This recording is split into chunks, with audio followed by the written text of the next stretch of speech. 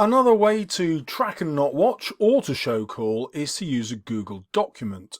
So once again, we're going to go into Create and then set an assignment.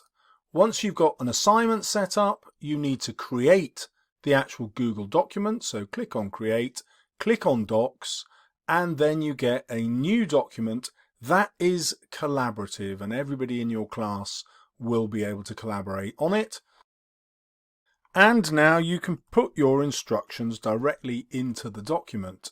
Now there's obviously an issue here that because it's live, every student in the class can potentially edit everybody else's. So there is a kind of nudge solution. It's not foolproof, of course, but it will nudge the students the right way. And the easiest way to do that is delineate where the student is going to write. So you can insert a table and Google will allow you, I think 20. Let's have a look. Yep, it will.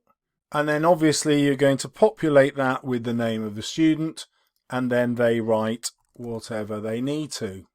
Now obviously that is a bit of faff because you have to set up the names in advance. Alternatively, you can just put the table up and ask the students to put their own names in and write in their own row. Now because this is a live document, you will be able to look at it while it's being written by the students, which of course will also deter the student who wants to write in someone else's box. Again, I think it'll be quite easy to set the ground rules there.